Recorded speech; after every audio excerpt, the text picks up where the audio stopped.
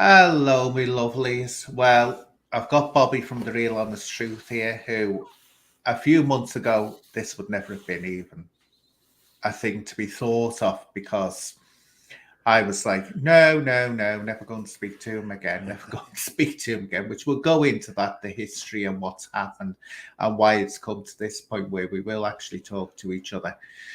But so I'm pleased Bobby's agreed to do this because I was just saying to Bobby behind the scenes, it's nice. It's all right having people on and you're of the same mindset, but that can be stagnant. And it's like you just more or less clapping each other on the back. Oh, yeah, I think everything you say is right. And what you say is right. But it's handy at times to engage with people who you don't see things the same way all the time. And then what you get is you actually get when you get to understand people more, don't you? That's the main thing. So anyway, Bobby, um, what I'll do is I'll quickly go over, then we'll go into your thoughts on your channel now on this. How I first became aware of you, because you became aware of me before I was aware of you. And I have to be careful what I'm saying here. That someone or some people don't get upset or inflamed by what I'm saying. But there was an American podcaster who I was friendly with, and we fell out. No point going over past issues as long as it lays low and just let me make this simple and straight right. I do not care one bit if people are interested in that and showing that, but I don't care. Right. Just keep me out of it. I don't want to know anymore. I've left that arena. I'm out the door. Do what you want. Let him defend himself because he certainly wouldn't come to me and defend me. Let's put it that way if I wanted it. But anyway, we fell out and it got pretty nasty. I was making remarks towards him. He was making remarks towards me.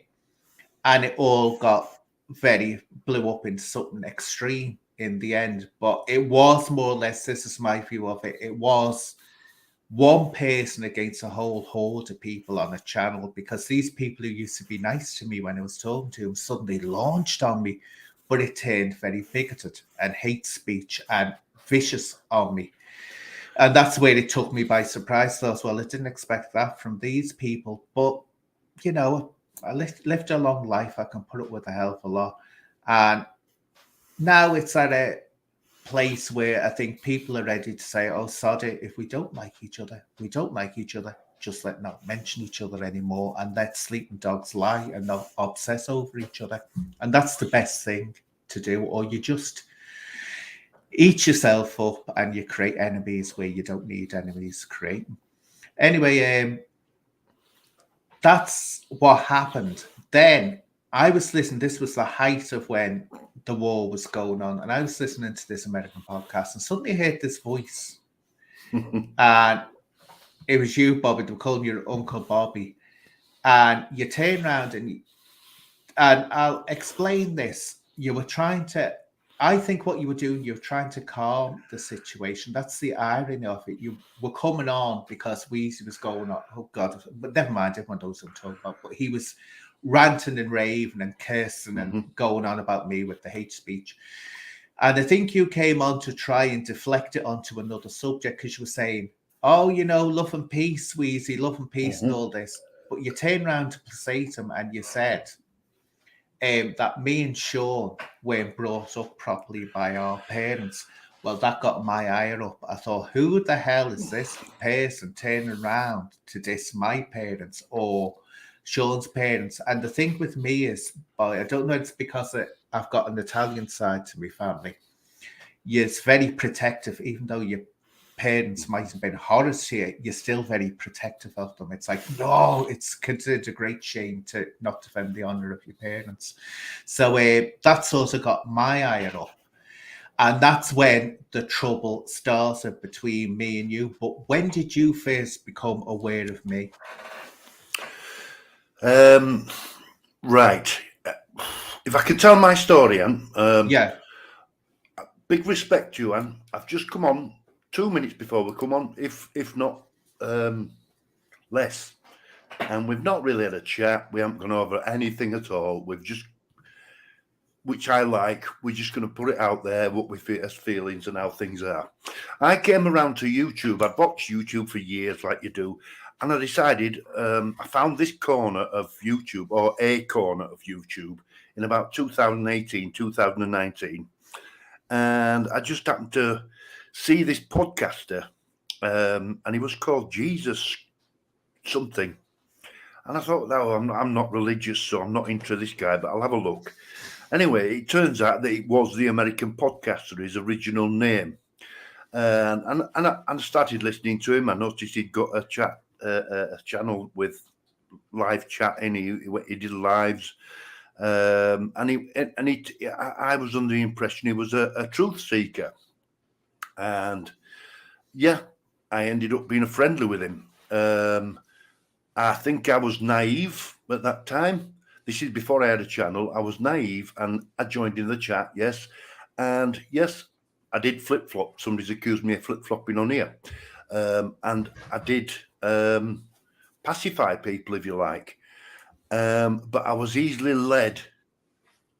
I believe I was, even though I'm nearly 60, I was easily led towards their way of thinking. I tell you how I used to watch Sean Atwood's channel before it really got big, when he used to have Wildman on, and he used to just sit on a couch. It was really cheaply done, and they used to tell these stories about being locked up in America. Anyway, I ended up watching the American podcaster, and he had a good friend that I thought did some quality videos at the time. I think you'll know who that is. Yeah. And I bought into that. I bought into it, and I thought, yeah, these guys, they know what they're doing, and I really I shouldn't have bought into it as deeply as I did. I should have sat on the sidelines and said, okay, and I let my own personal opinions dissolve, if you like. And then one day I decided, I'll be honest with you, Anne, I couldn't stand you. Oh, be honest. That's the whole point. Right? Honest, I couldn't, I couldn't listen to you, and I didn't believe anything you said. And I'll tell you for why. Is because I think I'd been conditioned, if you like. It sounds a bit crazy, but I feel as though I've been conditioned, and I joined in.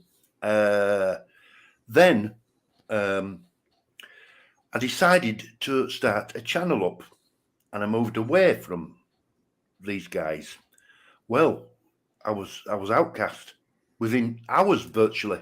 I was outcast. Where are you going? What are you doing? Yes, I teamed up with the wrong people. Two guys, and I shouldn't have really. And then again, I thought I can't blame naivety all the way, but I jumped on and I started following the story of DH. We know who that is. Yeah. And I went down that road, whereas the American podcaster and the rest just dished me. They just threw me to one side and said, we don't want to know you. And I don't feel as though I was treated right. I think what it was, Bobby, this is the feeling I got before you start. Oh, wait a minute. This bleeding thing keeps on putting blocks up so I can't see the buttons. What got me was that when you were with Wheezy, and I could see this, you were always coming in trying to calm it down when he'd start kicking off, which you were doing, that you were being the peacemaker.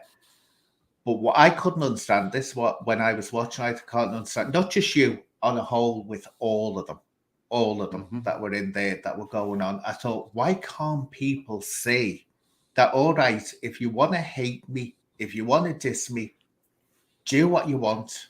I mean, I know, I've said this before, right? I know I can be like Marmite, either you love me or hate me.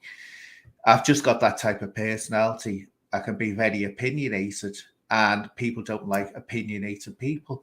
But the hatred that came out, it just went to another level. I thought it was the women that were getting involved. You always think, and it proved to point out what I said, when I hear people saying, you know, oh, if the world was run by women, you wouldn't have wars and all this. Like hell, you would. And you would have a female Hitler. You would have a female Stalin. The only reason you haven't seen one is because women have always been barred from getting to that high position. They've never been able to get there. But women are just as bad as men. There's no differences between the sexes, I can assure you. And I was saying, so what the hell are people seeing in this? I could see, look, when he wasn't coming out with the hate, when I used to talk to him, was friendly with him, I could see the appealing in him. He was a jazzy talk, and you know, everyone used to think, let's be honest, everyone thought he was an African American jazzy and all this, you know, Broadway cats and all that business. And so I could see the appeal in it. But I thought, this has gone to another level. I thought, attack me, but don't attack me for the way I was born, because that can lead to someone actually doing something silly to themselves, you know, because how do you rectify something? I mean, if I had, let's say, if I wore glasses and was getting skis from that, I can take the glasses off if it's affecting me. But I can't change the fact that I was born the way I was. But that got me. But then the channel started up, which was the original Honest Truth, wasn't it? That started up, and that came out of the blue. Now, when I saw that start, and I thought, what the hell is this? And I remember at the time, because it was horrible. And I won't go on about this too much because I'm going to get upset, because my little bonzo was in his last days at that time.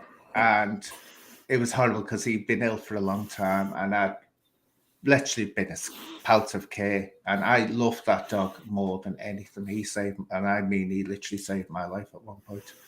So then that horrible Chris Hartley was on there, and he went right for my dog, putting his name up on the Avi, trying his best to get it up. And then the American podcaster came on, and he started, and I'll never forget one thing, Bobby, right? And this is where I'll take the higher ground on this.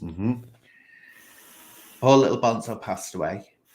And next thing, the American podcast was gone. He said, what was it? Oh, you know, karma. So it was, he's trying to make out that my dog's passed away because I was defending myself against him and his bigoted talk and his followers talk. So swear down, people. Listen to this. 2 days later, his cousin passed away. Did I go out there going, karma? No, I didn't, because I wouldn't stoop so low as to do that. But that happened. And I thought, this is a direct attack on me, and this whole channel has been set up to get him on there, to attack me. And I thought, it's to get me off YouTube, but to bully me off. Now we get to the interesting bit, which you've never heard the full story of, because we've never spoken directly before. Right. I put in a copyright strike against one of your videos, didn't I, that you posted? And then what you didn't know when you appealed it is, when you appeal it, the person who's made the copyright strike gets all your details passed on to them. For the simple reason, because I know Chris Hartley was saying, how did I get those details? Well, of course I get the details, because that's for me then to issue legal proceedings if I want to take it any further. Anyway, that happened. And it was getting that bad with the threats that were being made, and I was getting caught. But this is by Chris. I must say, Bobby, you weren't coming out with it. It was him that was coming out with the other people. You were sort of sitting there letting it go on. But I thought, right, I'm going to have to get in touch with the police here, because this Chris Hartley is someone I could twig at that time that is not, he's not thinking straight. He's someone that needs help and potentially could be dangerous. So I got onto the police. Now, people get this. What happened was, I'm watching your show. I can laugh about it now, but at the time, Bobby, I was furious. I'm watching your show, and suddenly you say the police have called down to your door, and I went, what? So I got right on to the officer in charge, and I said, do you want to tell me? He said, have you called down to see Bobby? And I said, because I haven't provided a statement or all that I was doing, Bobby, was putting basically a note in to say, if anything happens, these are the people you have to question. If anything goes happens to me. So anyway, he turned around, now get this, he said, "Oh, I'll go and watch it." I said, "No," I said, "Never mind, I'll go and watch it." I said, "You must know whether you're called down there or not." And so he wouldn't answer me. So I got onto, I thought, because I know the system, I worked for the police. So I thought, right, I'll get you. So I got onto a supervisor and I said, "Oh," I said, "can you tell me," dead nice it was, "has this officer called out to have a word with Bobby?" And he said, "Oh, yes." And I went, "What?" So he said, "Yes." So I said, "Well, I didn't know he was going to do that." And I said, "That's not in protocol, police protocol. Until they've got a statement." I said, "They shouldn't, unless it's something urgent, Bobby, like someone's at my door. They shouldn't be calling down." So I can assure you, I did not send the police to your door. I just made the report in case anything happened. So that's what you didn't know, but I had murder with them. Yeah. I mean, it's dead and gone now. That's all dead and gone. Actually, to be honest, when they did call round, my other half was we have a caravan. She wasn't in that weekend, so it didn't affect anything really. And I didn't say anything to her. But Chris Hartley, someone's asking me there, does Bobby still have any contact with Chris Hartley? Listen, Chris Hartley, this is the thing, and what with these. I'm not saying that I'm innocent in any of this, but with these channels, they had WhatsApp groups, they had messenger groups, and they included you in them, me in them, should I say? They included me in them, and it was all talk. It was all what they wanted to talk about, who they were going to attack, who's right, who's wrong, and if you didn't follow that narrative, wow, they would just give you a strike. You say anything like that again, you're not in this group. And that was the big decider for me. I don't need this. I do not need this. I can't be myself. I'm being told I've got to be. Now he'll probably come back at me for saying this, but Chris Hartley has an issue with drugs. Let's be honest. I'll be the first to say that he sat on some of my life and he was asleep. I spoke to him one-to-one, and he's frantic. He's just, and he's not a young fella. He's not as young as you think. Everybody seems to think he's in his 20s. He's nearly 40s, the guy. Is he? Yes. Good God, he doesn't look and I think he's 38. And he's. I can't say much. I don't want to say anything about him. His situation, but I'll just say he's on his own at his age, and it's. I'm not surprised. I'm not surprised on his own. And he's done the relationship family bit, and it hasn't worked. So it all builds a character up. And when I found out all this, I'm thinking, wow, this is why I need to step away. I will be first to say, yes, I am a flip flopper. I do sit on the fence sometimes, but I'm non-confrontational, if you like. When you speak to me one-to-one, I don't like confrontation. But I do feel bad about how I treat you, Anne. I did do some nasty things. I made some nasty videos. But like I say, come May, I will be 60 years old, and then, sadly as it is, I feel as though I was influenced. You think I'd be too old for that, wouldn't you? But this, Bobby, it's when you look. This is what I say. There were instances where I thought you were just sort of in there, and I think I said at one time, didn't I? I said, "Look," I said, "he's trying to fit in with the crowd here, and it's not working." Because do you remember the one that was fairy tale they did on Odyssey? An A to Z of literally ripping me to bits, coming up with how many insults they can. And I so thought I'll have to have a little listen to this, because this is when the police thing was going on as well. And you were being asked to say something, and you could tell you were really, really reluctant. At one point, you actually turned around and said, "Look," you said, "I'm an old man. I can't, I don't know, what you're expecting," because Weezy was going, come on. But as you say, that's all in the past. And I just hope that other people involved in this can just move on, because no one's going to win, Bobby. No one's going to win. No. It's only going to cause problems. And as I say, They want to talk about Daddygate, which I must say, how dare you steal my title that I came up to? The genius of my mind came up with that. But if they want to talk about that, feel free. But the only drawback that came in if people were saying, right, I'm the one that got told a hell of a lot more about what was going on in Sean's life, a hell of a lot more. And I've always said, because this experience, I'll never let it out. Because simple reason, it comes back and bites you. And you know what? The messenger always gets it in the neck as well. Bad style. And plus, I don't want Sean You see, the one thing that people forget, and is you know, you did a podcast with Sean, so you've actually met him one-to-one on a personal level. You've chatted with him, and that makes such a difference. You know, it makes such a big difference, does that? So yeah, you know, you have a deeper insight than a lot of people. What it is when you meet him, I say, like everyone else, Bobby, like all of us, he's got good sides, he's got darker sides too. We all do. None of us are all brilliant, or none of us are all bad. But when you meet him, yeah, he's a really nice fella. He's very friendly, very welcome. Terrible interviewer, as to say, when he interviewed me. It was Wildman basically that was keeping the interview going. Wildman, I liked him. I really did like him. Well, I'll be honest with you. I watched that podcast, and he was a little bit insulting, wasn't he, with the beginning to you? But that was ignorance, I think. What it is with Wildman, right? That's going to be playing with him. He's mild and playing. That's it.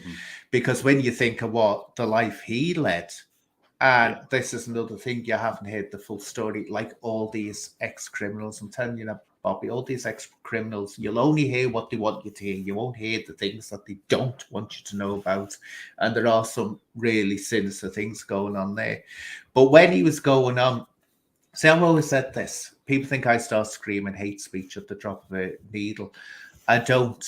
What it is that I know when someone just doesn't know the right term to use, or they're trying to be funny, but they're just off in being funny. There's a big difference between that and someone being a bigot. There's a massive difference. A bigot goes out intentionally to hurt and destroy. That's the mission. Someone telling an off joke and not realizing that it can actually hurt the person, that's not a bigot. That's just someone that hasn't thought it through, you know, or someone that's just daft. They don't think what to say. That's how I can talk to Exposure TV, but yet I would never, as long as I breathe, will you get into a situation where you'll see me doing this with Uncle K. It won't happen. It won't happen.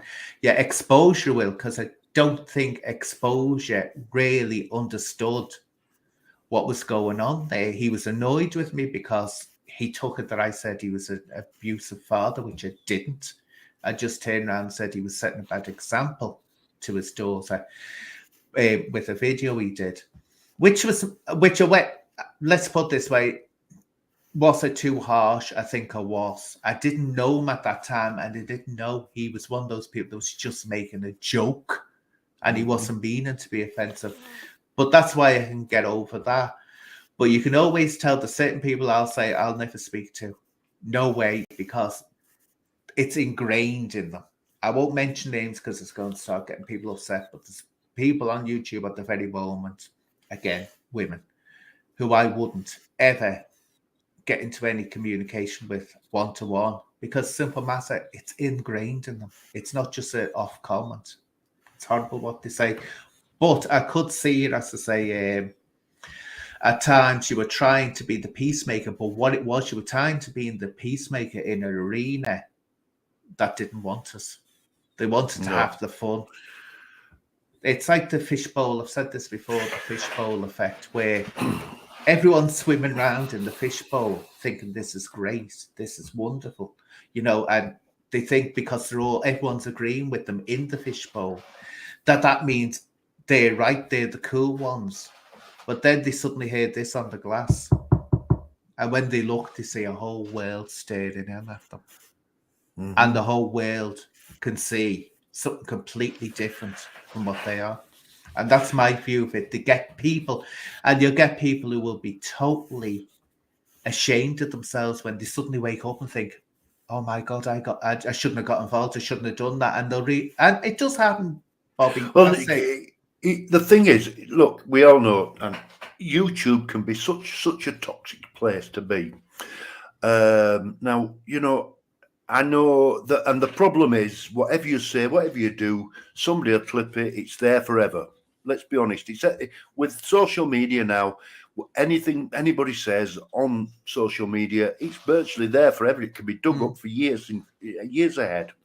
But like tonight, we're having this chat. We've squashed issues, and I mean this artfully. I mean this from my heart. Now, the minute we were on that podcast with Steve Wraith, and we said, let's shake hands and forget about it. Instantly, and I just felt relief. And so as it sounds, I did, because it's something I just walked away of that I didn't want part of. It was crazy.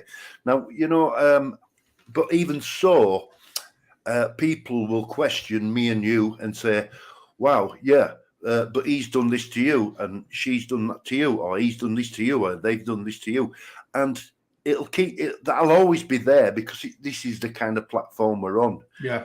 And that's the sad side of it, isn't it? Me and you can squash everything and say, let's get on.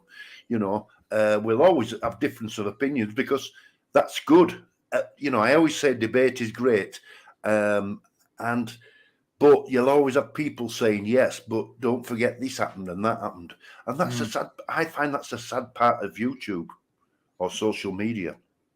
You see, the thing is, I'm looking at the chassis, and people are saying things, right? Some people are making foul comments, but the thing is, when you say, if people are wondering why this is happening now, look, right, when you've got a situation like this, and I think some people don't know just how bad it did get.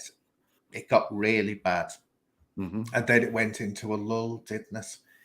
It's just that you think, look, either this carries on, or which is going to be horrible. I mean, you just don't want to get up. Can I just say something? And have you got any moderators in? No. My moderator's buggered off. I had to go. Right. Well, Invisible. I'll tell you who that is. That's Chris Hartley. Definitely is. He was saying something there. Do you want Invisible? Yeah. It's definitely him, because he's just said something that only he'd know. What did he say? Well, the honest truth, the previous channel I had, I was gonna walk away from it and hand it over to somebody, and I did change my mind, and I spoke to the person, and they was fine about it. And he's just put on there that why did you promise this to somebody and then walk away? That's definitely there's only it's either that's. But Chris, this is what I'm saying, Chris. If you listen to this, you need to get yourself sorted, mate. And I'm not going to be insulting and say you need help, because that's like turning around and putting the poker at you and saying you're mentally ill, which anyone will take offense by. But honest to God, you've got to let this obsession go. I don't know why the hell you're obsessed with me. If you don't like me, you don't like me. But you've got to understand it's unhealthy to get so obsessed with someone, and you need to go, sod it. Am I worth it? Am I worth what's happened? Am I worth it? All that's happened? I don't think I am. And I'm me. But hopefully you do actually sort things out and get to a level playing field where you think, sod it. Because you know what? I wouldn't demean myself, Bobby, and if I said this, I wouldn't lower myself by actually making someone think that they were important to me or necessary to my life, whether I hate them or not. I'd just skitter on. Wouldn't I've always been like that. But Michelson has made it good.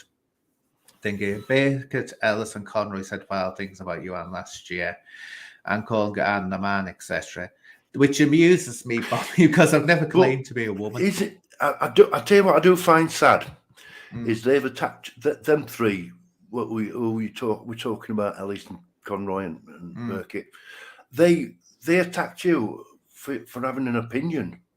Yeah, you didn't attack them as people. What you attacked was what they were doing.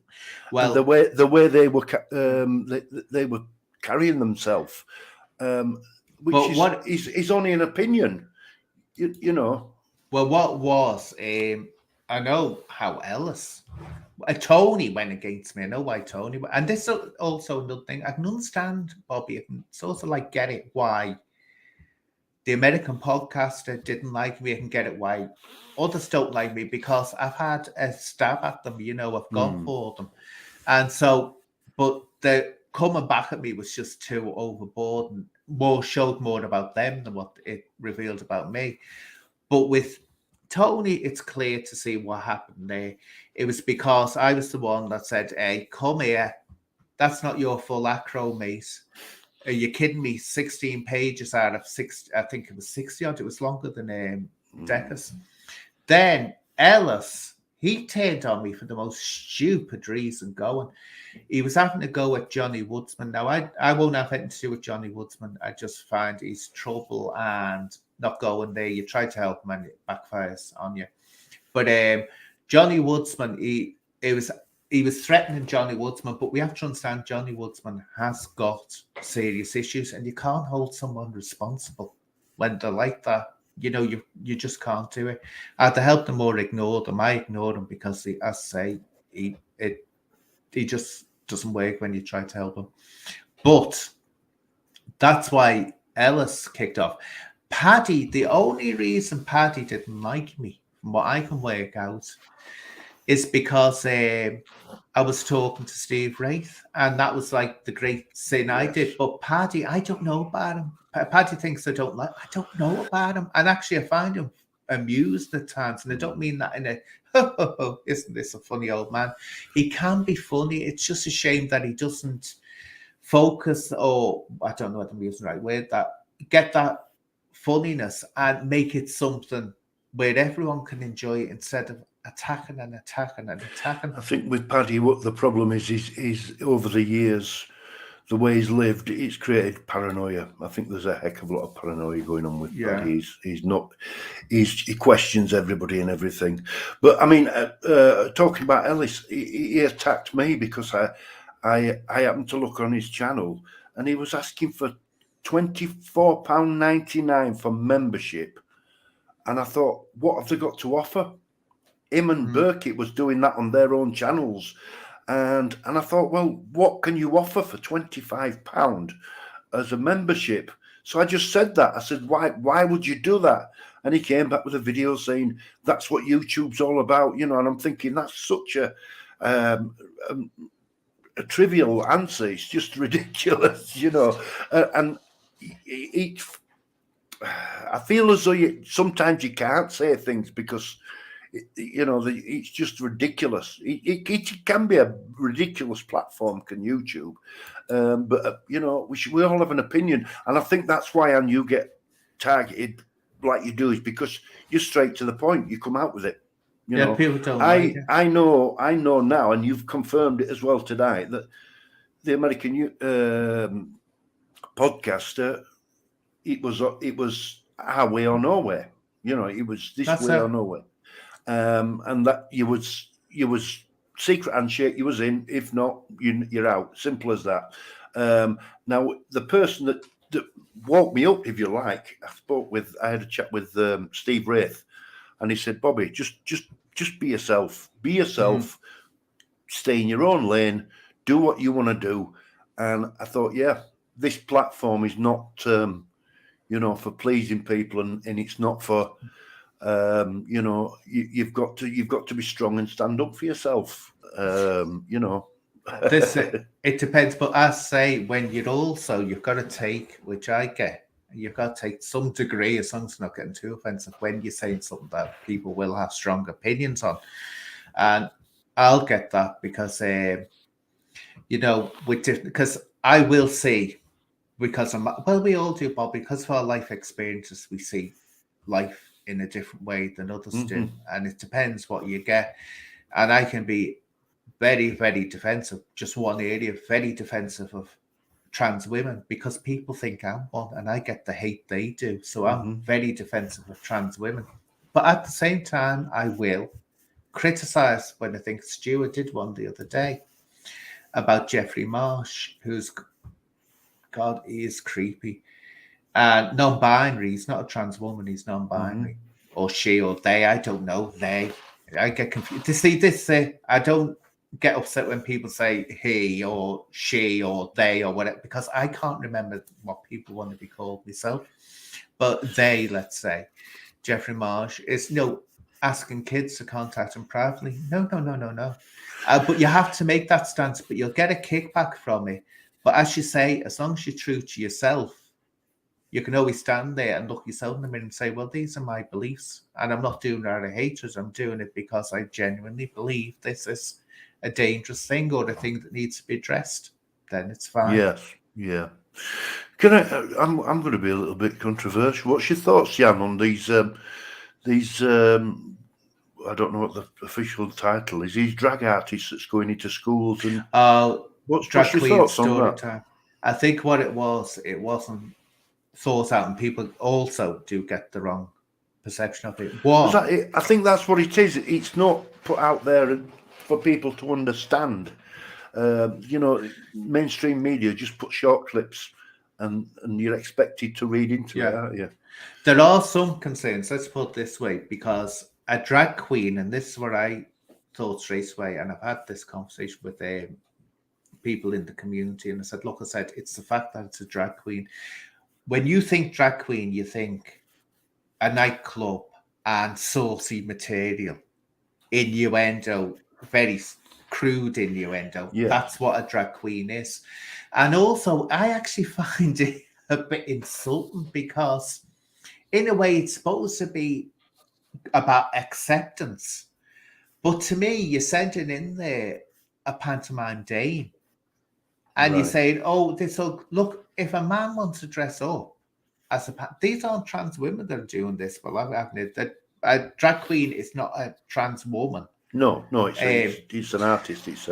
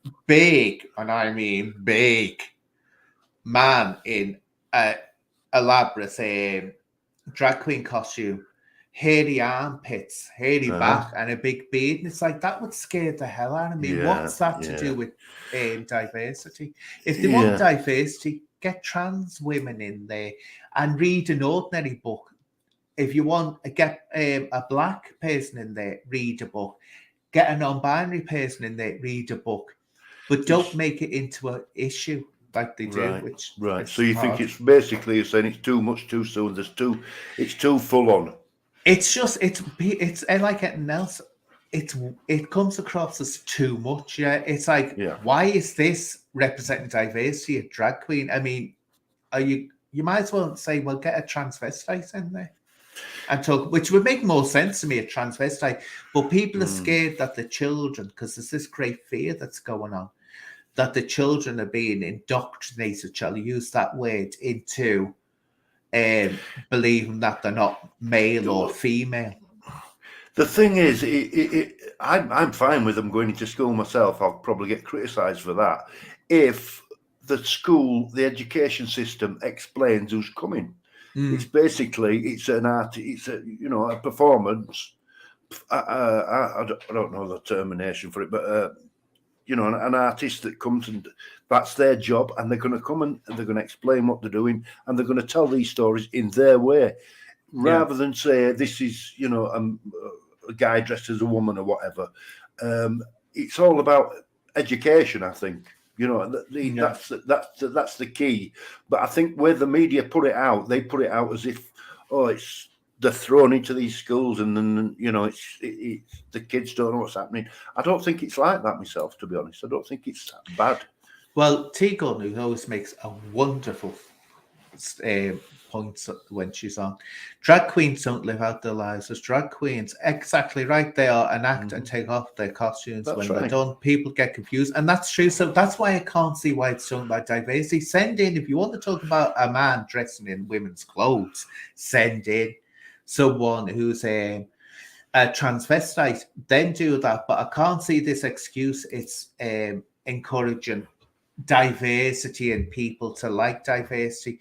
Look, if you want to create diversity or make it comfortable for people, it's not the children you need to bother about. It's getting the parents on board if you think there's a problem there. So go to the parents and discuss it with them first. Yeah, it's about education. I think it's the same as, I mean, Johnny Depp, Jack Sparrow. It's, you look on YouTube. He's that kind of a guy. He goes to hospitals. He goes to schools. He brings all these pirates with him, dressed up as Jack Sparrow, and he goes and sees them. You know, it's no different to that if the children understand what it's all about. It's no different. It's a performance artist again. You know, and that's what I think. That's where we need to educate people and stop. You know. Stop this. Oh, it's wrong. I can't see why it's wrong with you, to be honest. The thing is, Bobby, which I say I have to issue, it's because it's dressed up as somehow it's a lesson in acceptance, training children to accept. And you will hear, and this gets up people's parents' noses. Some parents' noses, not all. A lot of parents do actually like these drag queen story time hours. But they'll read a book and they'll say in the book, what was the one? There's one about a young boy who wants to be a mermaid, and he is a drag queen, or there's a young boy drag queen. And they're saying things like, now, when you listen to it, the rhetoric is, so go and do it. But you've got the problem then, right? You've got a child, and they think, oh, great, I'll do this. They start dragging up. Then they start getting bullied. They do it the once, they get bullied. And then they get bullied all the time. And this is what it's not facing. See, with children, you've got to be... Well, I'd say some of them seem very, very young to even this to be a discussion to me about diversity. They're like little tots. And it's like, what does a little tot... What would they understand But I mean, diversity? they're even talking now about the children deciding if they want to change their sexuality at a really, really young age. What do you think? What's your thoughts on that? I mean, I disagree with that myself. You have to be extremely careful. We are seeing the results of, which I've said from day one, things do go wrong, and when it goes wrong, especially when you're talking about if it's transformation surgery from male to female or male to female to male. Some of those you can't have met someone that happened to. You can't reverse it. You're stuck with it. You're stuck with it. Now, I'll tell a little story about a woman I met when I was working for the probation service years ago, and she came in. Sorry from born people that have heard this before. And I was talking to one of my co-workers, and I could work out that it was they were related. So I said, who is he? I said, is that your uncle? And he went under his breath, aunt. And I thought, oh, good God, what? But I could see boobs. And I thought, they're not man tits. I thought they're proper boobs then. So anyway, cut a long story short, I went over to his aunt. And I said, look, I hate to say this. I said, I don't know what I've done here. But I said, I thought that's his uncle. I thought it was a man. And he said, my aunt. And so she said, God's long story. Then she explained to me, she's born a woman, decided she wanted to be male, went through the hormonal treatment. Thankfully, if I remember rightly, she didn't get her womb taken out. She didn't get her breasts removed, but she was at the point that she nearly did. Anyway, she changed her mind.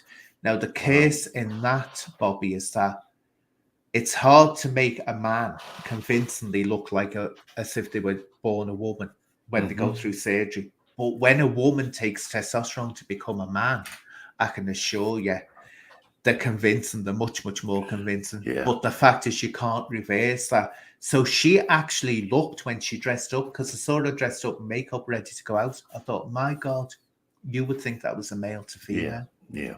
big deep voice and everything sad. Yeah. So in my mind, you have to be very careful. There's also another thing, it's becoming trendy.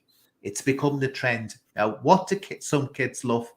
They love being controversial. They love being the center of attention. So if it comes out that they can be the center of attention, if they get the breast removed, which is happening, which is absolutely horrific that young people are doing this, getting the breast removed, which is irreversible, or getting things done to themselves, you're saying it's that. See, years ago, you'd stick a safety pin through your nose, or get your hair dyed pink. You can undo that if you get fed up with it. It's easy.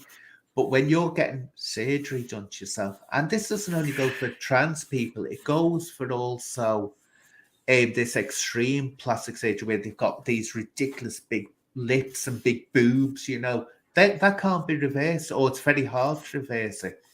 So it's a new world where there's going to be disasters happening, because in the past you had to get a psychiatrist to condone all this. Now you can just go to a surgeon and pay them to do it, and that's the danger. So it's very, very dangerous. But as for children who are transgender, that's, I say, for males that's a difficult one, because if you want a male, if they're transgender, to have a chance of passing as a female, you'd have to put puberty blockers in place, because once that testosterone hits, you've got no chance. You've got no chance, Bobby. So it's a difficult call, but definitely it should be a rigorous procedure and shouldn't be allowed to be, because the child says it, that's taking this fact that they are. Yeah, we've got. I mean, 16 is the legal age, and before then, they basically they can't make that decision. But with this, I think I saw a story. I don't know how true it was, but a young boy decided at 6-year-old he wanted to go to school dressed as a girl. Now it's not. How does somebody sit that child down and talk to them and make sure that's what they want? At the same time, how do they explain to the other children that this boy's different? It's a very complex thing. It's not something that can be just, yes, they can do that. It's a strange one, isn't it? I think what it is, Bobby, as well, it's the fact that, and this is why this rage and what is the definition of a woman. I mean, I wish they'd also say what is the definition of man, because it's all hanging on trans women that are getting the hate. Trans men aren't getting it as much anyway. But that's why the definition is now to try and get out of it, to say, well, what is the definition of a woman? And that's causing upheavals, because we know that unless you've been through it yourself, human sexuality, we know sexuality is fluid, especially in men. That's why you'll find there's more instances of males being gay or bisexual or whatever they are, because of women. Because don't forget, we start off as female. The blueprint for life is female. And you get a Y chromosome, then you're male. But actually, if you don't get the Y chromosome, you're going to come out a girl. So they think that's why it's so diverse within men. You see more men doing it. But it's like anything else, it's all trying to find a way in the darkness. And you'll have to have the disasters. You'll have to have on both sides going wrong, and those people that don't agree with it and those people that do agree with it, before a common ground will be found. But the scary thing is, Bobby, as I say, is it's too easy now for people to act on the thoughts, and self-diagnosis is dangerous. It's very, very, very dangerous. My idea is, especially when it comes to children, let them find their own way. Don't encourage them. And this is another thing I'm against. It's also when you get like a family go, oh yes, and being transgender is great and all this. Being or another fan saying being straight is great, you shouldn't go with the same sex and all this. Just don't talk about it. Let them find their own way. If they're going to have an identity, they'll have an identity. But if you're stressing that one is preferable against the other, that will influence them. And you will find that happening where people who are pro, as I say, this this non-binary and all that. And I don't think there's anything wrong with being non-binary. I think it's a safe option, non-binary, because you're not making a commitment. Is that if you're getting told that that's the ideal way to be in a family, that will influence a child. Just let them develop normally, and whatever way they go, respect them for that. That's the way I see it can cause, especially with children, cause confusion, which can be dangerous. You know, they don't know where they are. It's it's a strange one. I think we're too PC in this. Do you think we're too PC in this country, or do you think it's good?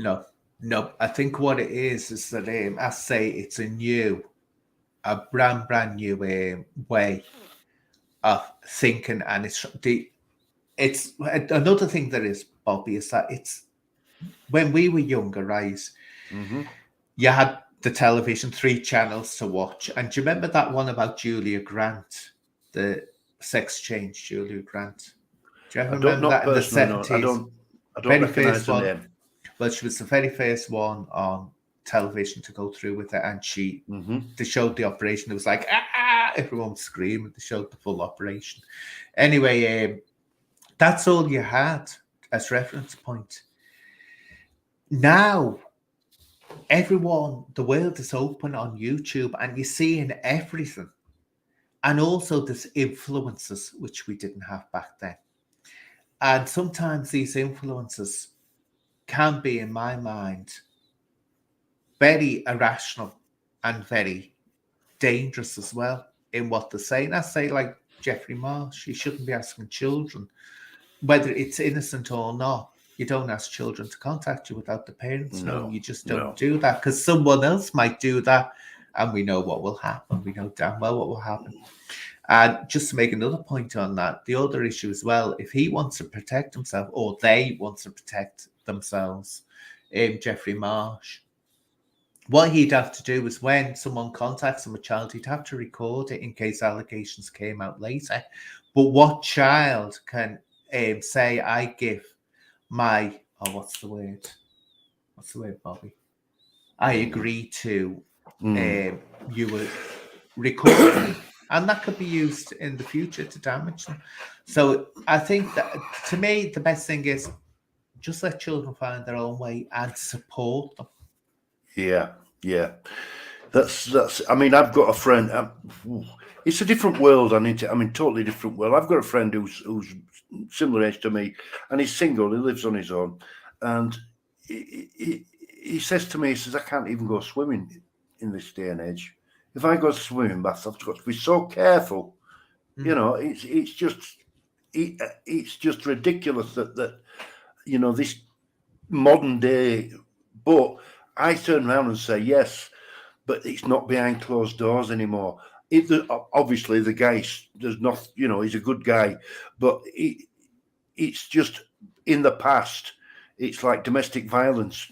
When I was growing up, there wasn't such a thing as domestic violence. If a woman or a man went to the police and said, my partner's beating me up, they'd turn around and say, well, that's nothing to do with us. Exactly, Bobby. Now, exactly.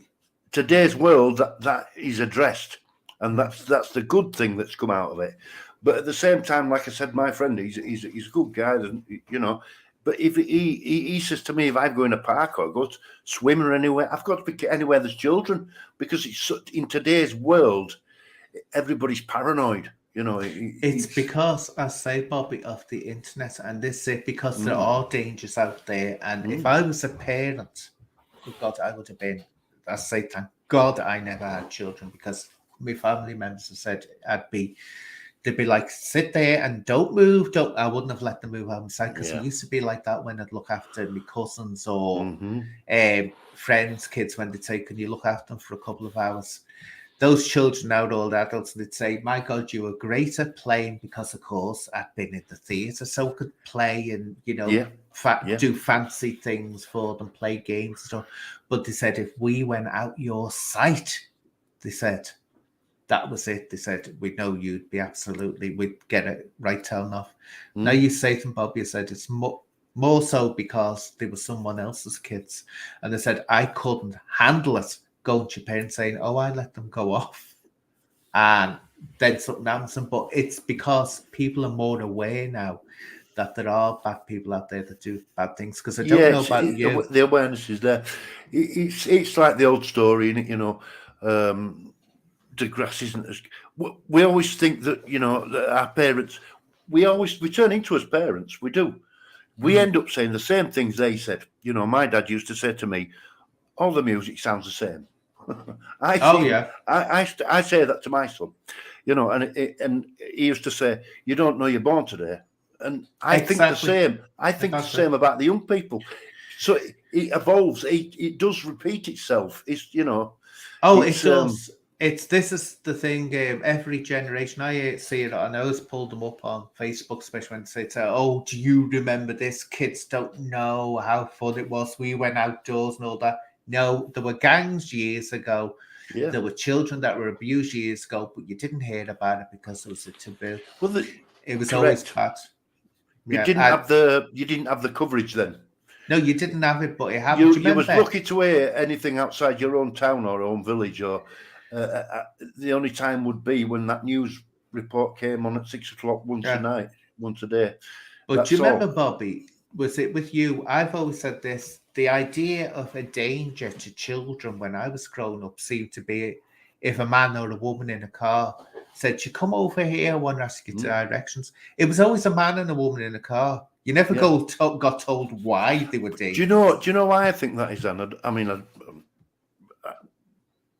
it's because of what they call Ian Brady and Marion Drake. I The think most murders, yeah, they painted a picture of what bad people looked at. So I yeah. think, like my parents would say, a bad man and a bad woman, and I think that's where that comes from. To be honest, That was it. They were all the most murders were really the ones that changed everything. Because then people, for the first time, I always say that's when Britain lost its innocence. Because then suddenly people were like, it's because of Myra Hindley. You'd never expect a woman to have done that. The well, women that's didn't it. do things like that. Yeah, women were No way. protectors. That's Women what protected that people. was That's it. the general feeling that women were protectors. And that's when Um, we totally lost our innocence. And then after that, the another one that suddenly smashed everyone down was Mary Bell, the Mary child Bell, murderer. And it's like she was only wasn't 10. she a child? She was 10, yeah. Yeah, yeah, And it's yeah. like, my God, that's the 60s really. And I've always said this, when you have a time period.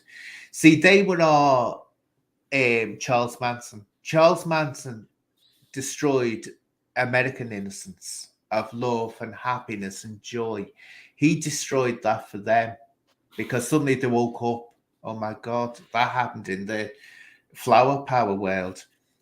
We had, I say, Myra Hindley and Ian Brady that destroyed it for us. And it was never the same after that. And it never has No. been. But I think now why people are scared, as I say, is because they hear it all the time. You can't escape it now. And some people are, have you ever noticed this? This is another thing I don't like either, people doing. And you get this on Facebook a lot. You'll get someone, and again, it seems to be women that do this. I don't know what's wrong with some women that they keep on doing this. They'll get every single story that's happened. They'll go back years, find it in a paper that everyone's forgotten about, and repost it. And so these people are dangerous to children. This child was murdered. This child, this happened. And I've said to them, look, I said, it's something wrong with you that you have to keep on reaffirming to yourself that the place, sorry to say, I don't swear, but I'll say a shitty, dangerous place.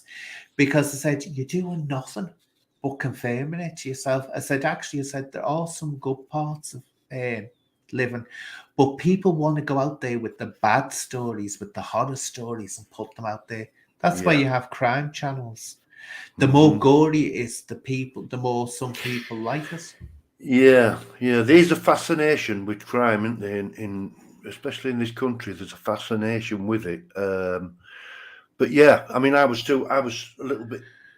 The Moors murderers, I'd have been slightly too young for them guys. But my sister was an ideal. I mean, my sister had been about 12 years old when these guys were, preying on children.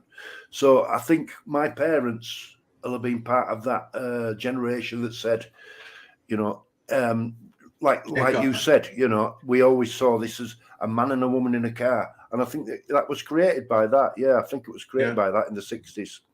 Where now the big danger is the I say the internet, but the thing is, right, it would be easy to say, and I've heard people saying this, you know, oh, don't worry, it will never happen. But I'm sorry, you see too much for it. It does happen. So I don't blame people for being concerned as parents and being worried. And I say it's always better to be wary and concerned and stop something happening than not being concerned and it does happen. Let's put it that way. I think it's better that way.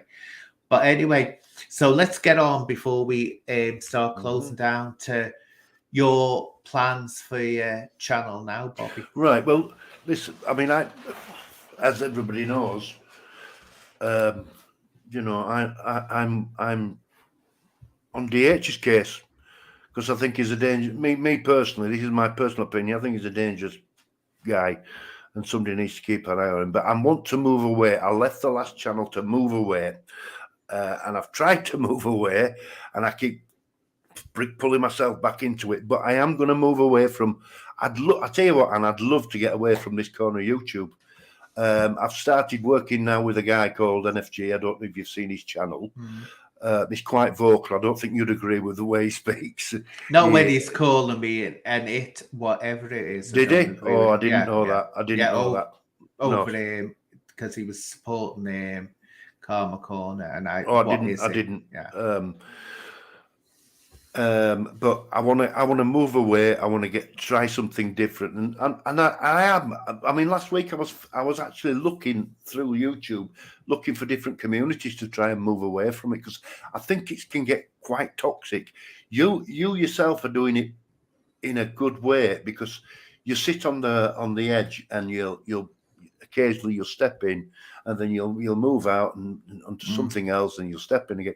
And I think that's not unhealthy, but I think there's a lot of unhealthy channels in this corner of YouTube. So I want to really move away. What I think it is, Bobby, the approach I take is I fly solo and I don't join teams or anything like that, and that can actually be problematic in itself because I've always said this. I'll have people coming on saying, oh, I think I've done a video, oh, you're right, you're brilliant. Then I'll say something and they'll hate my guts because I'll get a person, and I don't think people understand where I'm coming from. It's like my issue with, let's say, Karma Corner, not Karma Corner, because I really like Karma Corner, I do. But my issue with, let's say, Video Craig, which people have seen, don't like things that he does or says. I really don't like them. But does that mean that I could never talk to Video Craig? Does that mean that I hate Video Craig? It doesn't. But I'll pull a person. It's like if you said something, Bobby, in one of your things, I'll pull you for it and say, if I feel strong about it, I'll say that's wrong. But that doesn't mean I'm saying, oh, I hate you. No. I don't want anything to do with you. It's just at that moment I might not like someone. Yeah. But then they'll do so. I mean, the perfect example is Humble Dryer. I mean, he can do things, and I have a lot of sympathy for Humble Dryer and a lot of time for him. But other times he does things and I think, oh, what are you doing?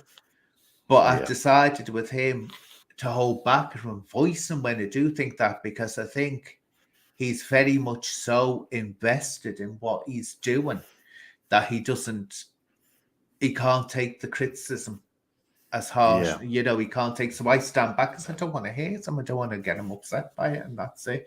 But that's it. I'll speak it, but it can have its bad points. But I think, Bobby, it's not a matter. I think you have found, you got a niche going. You're with, God, this is embarrassing. I've forgotten his name. Opinion. What's it called? No, the one you used to be at war at. Opinion. Oh God, why can't I remember his name? Do you know the one that came on your show when you had your first one when Chris was saying Chris was going on about his wife having cancer?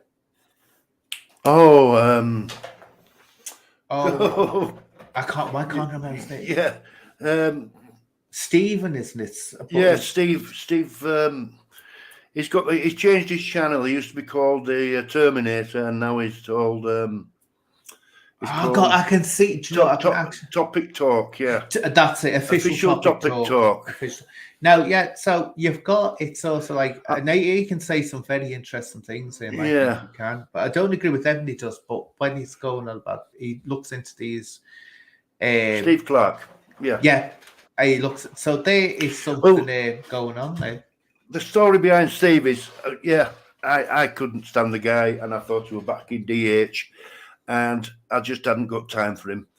And I'm going back now to Steve Rafe saying, Bobby, just be yourself. It's amazing when you sit and think, he's right. And I passed that on to Steve Clark. He was on a live, and I said, look, Steve, just what you've done. Reinvent yourself, but own it as well. And now he's turning to me and saying, thanks, Bob, because I have done that. And I think that's the way. And like you've reinforced that by saying to me tonight, just be yourself.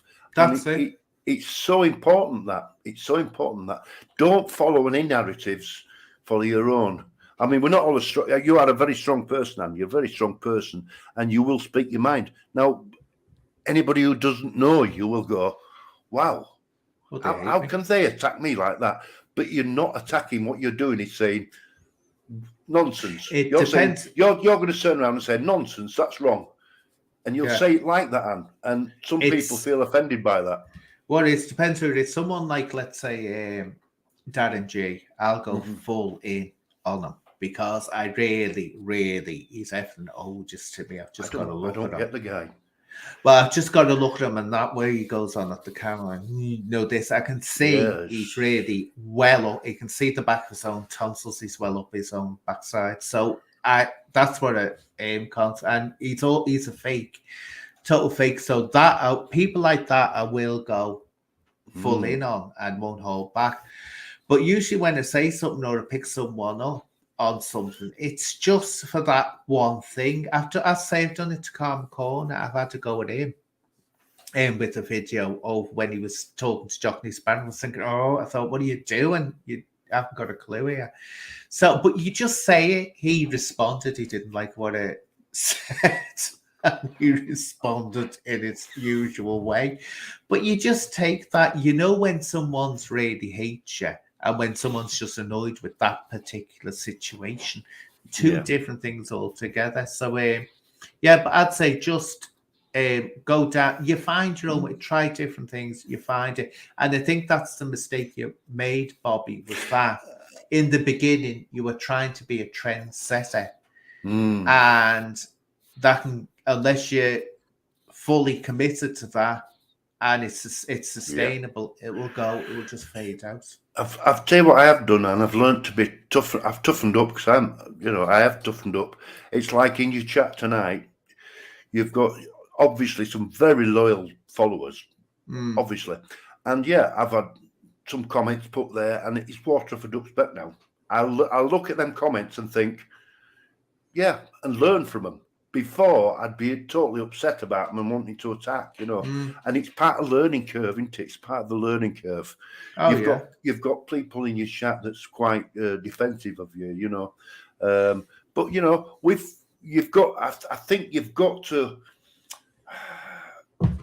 let sleeping dogs lie, if you like. You've got to, Bob, because it's like I said with Steve Clark. You've got. There'll be people commenting now, but he did this, but he did that. Well, what I think you should do is look at him now and see where he's at now before you comment on what he's done in the past. See, the thing is, that's it. But he needs pulling on certain things. I mean, one I don't like him doing is he's getting involved in all this Brian Emma Cockle thing, and at the moment I'm keeping my shut on that. I am. As much as I can, because I'm not liking what I'm seeing one bit.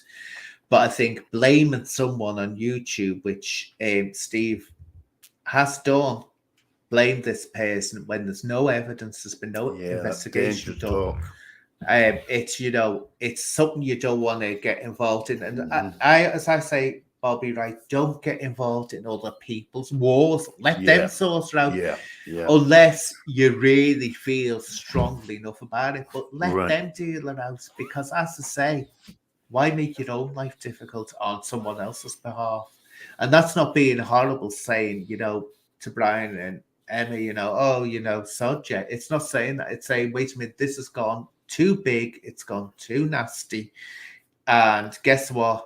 Not touching it with a barge pole, because I know I'll get burnt if I do go there. And he needs, but again, I say, I'm not telling, he's got this good point as well. There's some things I say when he's going on about these grooming gang stuff, he does really good work. So I'm not calling them and saying, oh, he's all bad. But we all do that. There's people that would say exactly the same thing to me. Why are you supporting this person? And why are you nice with this person? So it gets said about me. It's said about everyone.